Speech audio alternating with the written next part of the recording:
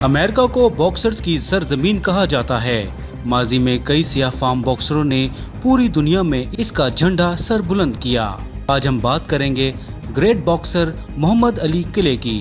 یہ 26 جون 1976 کا ایک صاف اور روشن دن تھا جب اس وقت 2 مرتبہ کے عالمی ہیوی ویٹ باکسنگ چیمپئن محمد علی ٹوکیو کے بوڈوکان ایرینا میں 14,500 شائقین کے سامنے جاپانی پہلوان انوکی کا مقابلہ کرنے کے لیے اترے۔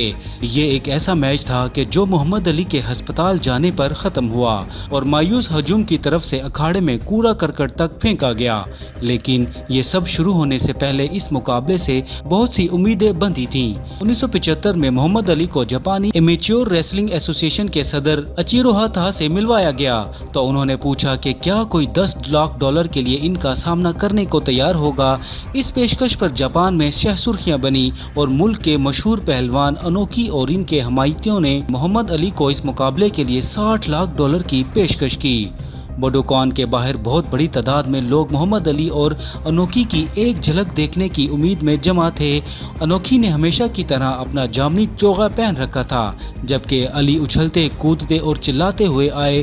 آغاز میں سب کچھ کافی پرجوش تھا۔ صرف 8 ماہ پہلے 3 مقابلوں کی آخری فائٹ میں جو فریزر کو شکست دینے والے محمد علی کے لیے یہ مقابلہ ایک موقع تھا کہ وہ نہ صرف دنیا کے عظیم باکسر بلکہ بہترین ایتھلیٹ کے طور پر اپنے دعوے کو سچ کر دکھائیں۔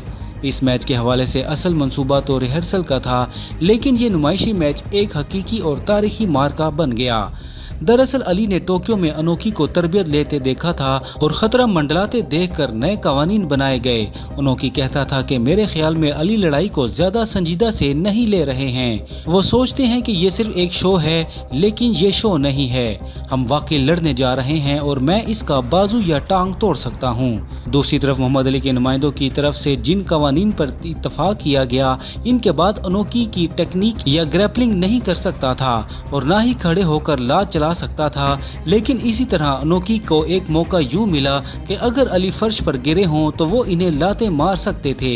ارینا میں موجود شائقین کو ان قوانین کے بارے میں مطلع نہیں کیا گیا تھا اور وہ اس وقت حیران رہ گئے کہ جب انوکی نے میٹ پر گرے علی کی ٹانگوں پر لاتیں مارنی شروع کی۔ علی کے ساتھیوں نے انہیں انوکی سے دور رہنے کو کہا کیونکہ وہ اسے واقعی تکلیف دینے والا تھا، لیکن علی نے اس کا مذاق اڑانا شروع کر دیا۔ علی نے کہا، اللہ میرا حتمی جج ہے۔ انوکی انہیں بار بار لاتیں مارتے رہے۔ دوسرے راؤنڈ میں پھر تیسرے راؤنڈ میں بھی یہی صورتحال تھی۔ علی پاگل ہو گئے اور کہا، میں سمجھا تھا کہ تم ایک پیشہ ور پہلوان ہو، یہ کوئی مقابلہ نہیں ہے۔ چھٹے راؤنڈ میں انوکی علی کے پیر پکڑ کر انہیں زمین پر گرانے میں کامیاب ہو گئے۔ یہ کچھ ایسا تھا کہ جو آج کے مکسڈ مارشل آرٹس میں نظر آنے والے داؤ سے زیادہ مختلف نہیں۔ 10ویں راؤنڈ تک محمد علی بہت زیادہ درد میں تھے اور ان کی ٹانگ بہت زیادہ سوج گئی تھی۔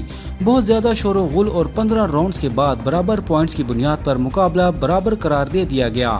اس موقع پر ہر کسی نے شور مچانا شروع کر دیا اور جس کے پاس جو کچھ تھا وہ پھینکنا شروع کر دیا۔ تکیے، خالی ڈبے یا کچھ بھی، لوگوں نے چیزیں پھینکی کیونکہ لوگ واقعی ناراض تھے۔ آپ اکھاڑے کے ساتھ بیٹھ کر مقابلہ دیکھنے کے لیے اس وقت تقریباً $5,000 دیں اور پھر آپ کو اس طرح کی لڑائی دیکھنے کو ملے، یہ واقعی مناسب نہیں تھا۔ علی کو اس مقابلے میں جہاں صرف 6 مکے مارے گئے وہیں 100 سے زیادہ لاتیں ماری گئیں اور یہ ان کی زندگی کی سب سے خطرناک اور مشکل ترین لڑائی تھی۔ ناظرین، آپ کو آج کی ہماری یہ ویڈیو کیسی لگی؟ ہمیں سپورٹ کرنے کے لیے اس ویڈیو کو لائک اور شیئر ضرور کر دیجیے گا۔